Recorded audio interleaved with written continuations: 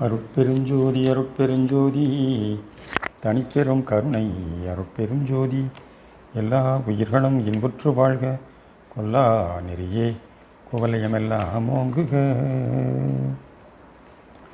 திருவருட்பிரகாச வள்ளற்பெருமான் அருளி செய்த திருவருட்பாவிலே அருட்பெருஞ்சோதி அகவல் ஒரு பதிகம். அதற்கு திண்டுக்கல் சுவாமி சரவணானந்தா அவர்கள் உரை விளக்கம் எழுதி வெளியிட்டிருந்தார்கள்.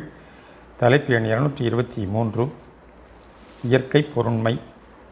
உபதலைப்பு எண் 13 அருட்பெருஞ்சோதி அகவல் வரிகள் 1411 1412.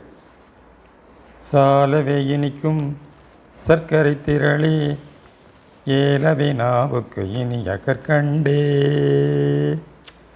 வெள்ளத்தை காட்டிலும் தூய்மையும் மென்மையும் உடையது சுத்தமான சர்க்கரை. இந்த சர்க்கரையே நல்ல பக்குவமுடையது, மிக விரும்பத்தக்கது. இது பொருத்தமான இன்சுவை கொண்டதாம். சுவை குன்றிய மட்ட ரக சர்க்கரையும் மிக இனிப்புடைய சாக்கரின் என்ற பொருளும் விரும்பி ஏற்கத்தக்கன அல்லவாம்.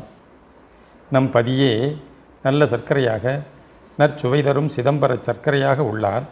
அவரை போற்றி எவ்வளவு கொள்ளினும் நன்மையும் சுகவாழ்வும் பெருகும். பிற சர்க்கரை அதிகம் கொள்ளினும் அல்லது உண்ணும் பொருளின் உள்ள சர்க்கரை சத்து செரியாமையால் சர்க்கரை நோயே உண்டாகும். ஆதலின் அருட்ஜோதியாம் சர்க்கரையைத்தான் பூரணமாய் கொண்டு நிறை சுகவாழ்வு பெறலாகும். நம் அருட்பெரும்பதி கற்கண்டோடு ஒப்பிடப்படுகின்றது. சர்க்கரையை விட மேலானது, சிறப்புடையது. அதிக நேரம் நாவுக்கு நல்ல சுவை அளித்து கொண்டிருப்பது. சர்க்கரையைப் போல் விரைவிலே கரைந்து உட்சென்று விடாததாம்.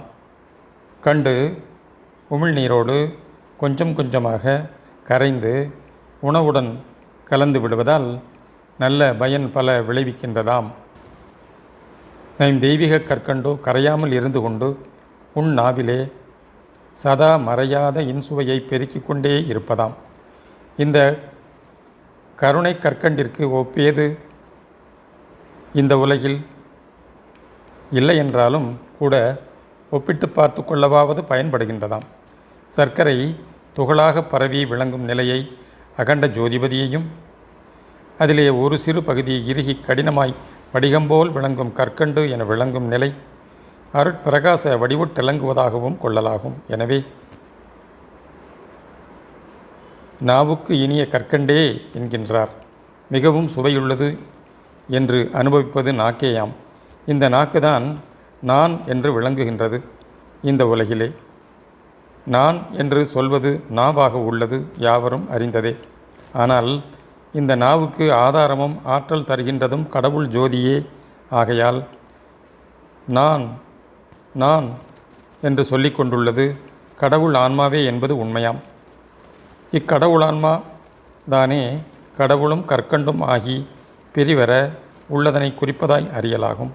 இது ஆன்ம நாவகத்தே கரையாதே இருந்து கொண்டு இடையறாது இன்ப அனுபவத்தை வழங்கி கொண்டே இருப்பதாம். அப்படி இருப்பதாயின்